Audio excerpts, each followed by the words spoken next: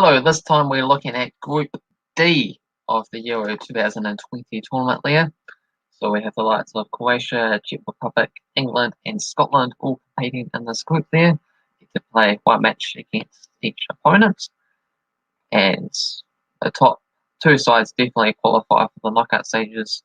Third place within a shot have to be in the top four out of the six third place teams to qualify for the knockout stages.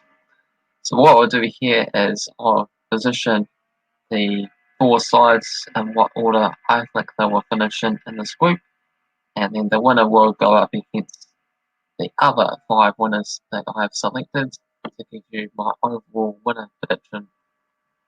Doesn't necessarily mean that it will be correct, it's just the prediction, and the fact that the team tops the group is more likely to achieve and go quite far in the competition and win it is the sort of train of thought. But of course, anyone can win it if they finish first, second, or even third, like Portugal did last time round.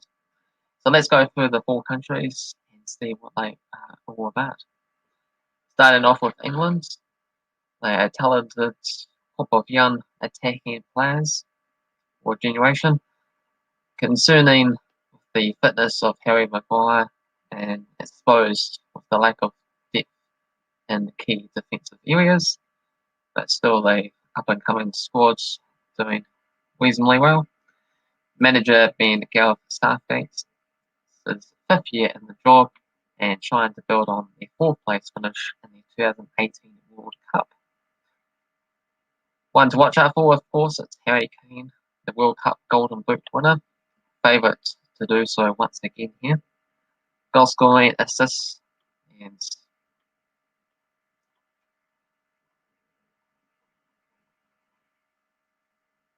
was top of the charts there for the Premier League once again.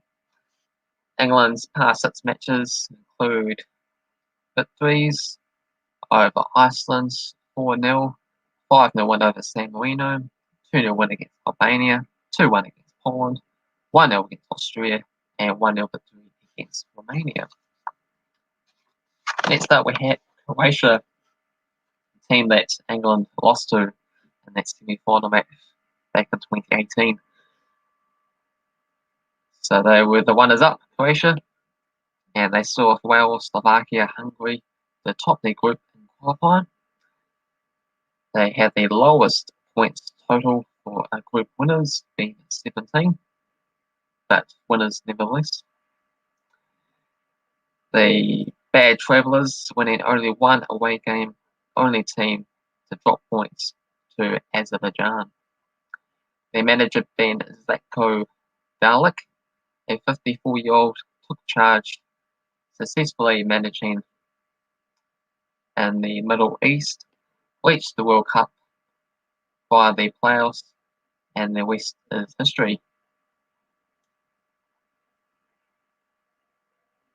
Their recent form has been atrocious, 2 wins in 8 games since last October. One to look out for is Luka Modric, 35-year-old Real Madrid midfielder and 2018 Ballon d'Or winner.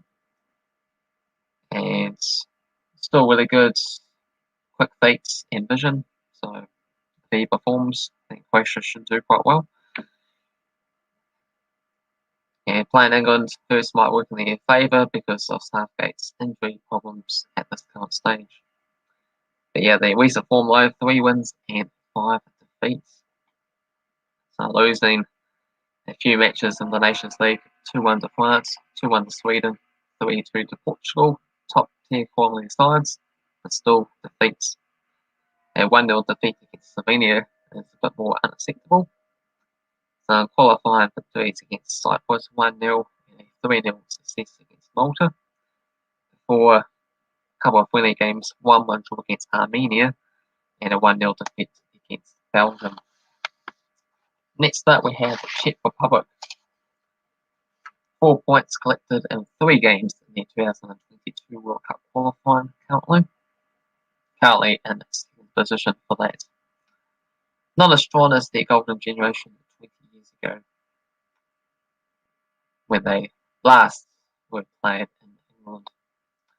Their manager is Jaroslav Silhevi, been at the national team for 3 years, qualified for every Euros since 1996, and need to build on the 2016 Euros, when they only managed to get 1 point on the group stages.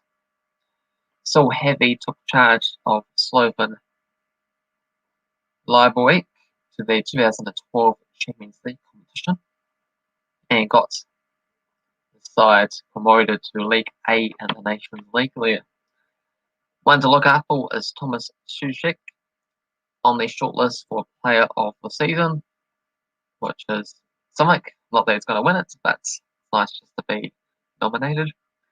Defensive prowess for corner kicks and free kicks, and also a revelation in attack. So it's good when players quite versatile, can play any position, and really help contribute to successful outcomes and matches. Recent form includes 4 victories, a couple of defeats, and a draw. A 1-0 win against Israel, a 2-0 victory against Slovakia, and a couple of friendly matches. World Cup qualifying games include a 6-2 victory against Estonia, a 1-1 draw against world number 1 Belgium, before a 1-0 defeat against Wales. And most recent friendly matches, a 4-0 defeat against Italy, before a 3-1 victory against Albania. So mixed results there, but they have it in them to do well. And finally, we have Scotland.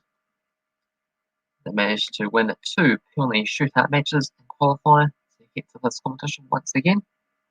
That was against Israel and Serbia.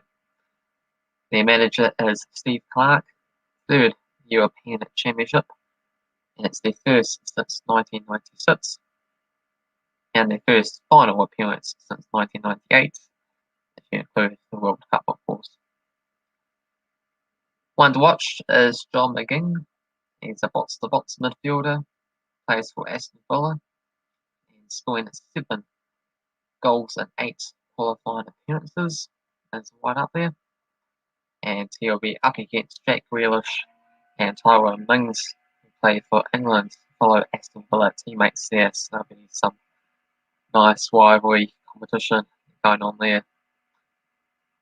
Recent results for Scotland is 50-50, it can be said. 3 draws, 2 wins, 2 defeats. Starting off with a couple 1-0 defeats against Slovakia as well in the Nations League, before a couple of draws to Austria as well, 2-2 and 1-1 respectively in World Cup qualifying. A 4-0 victory against Faroe Islands, before a respectable 2-2 draw against Netherlands friendly, and a 1-0 victory over Luxembourg. So where do I think these countries will finish in Group D then? Also to note, all of England's matches will be at their home in England, and 2 out of 3 Scotland matches will be played in Scotland. So in 4th place, I'm going to go for Scotland, despite the home advantage for a couple of the games there. Seems like they're really up against it, so they only just managed to struggle their way through to qualify for this tournament. And they are ranked 200 to 1 to win the whole thing there.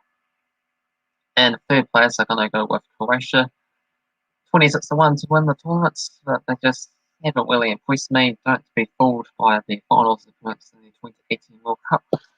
Has some bad results as of late, with losing to all the top quality sides, France, Sweden, Portugal, Slovenia, and all that. And I believe they also had some big destroying defeat against Spain there, going back a bit as well too. So yeah, just not as good as the Czech Republic, I believe, who are going to finish in 2nd spot there, who managed to get a really good result against Belgium in qualifying. It's one of the standout performances, and currently on track in the World Cup qualifying campaign. and they have been promoted to League A in the Nations League there, so Czech Republic seems like they're going up, and it seems like Croatia on their way down. So 126 to 1 for Czech Republic to go all right and win the Euros. And the first spot for this group there has to go with England, 6 to 1 to win the whole competition outright. They should be able to win this group here, you have to think, with that big, massive home advantage in front of home fans there, and not the trickiest of teams to be up against as well too. So those are my thoughts there. Let me know what you think will happen in Group D, and England will go up against all the other winners, the other groups there, to who I think will go all right and win this whole entire competition. So stay tuned for that. So if you enjoyed this video, if you did, thumbs up. If you're new to the channel, also feel free to subscribe.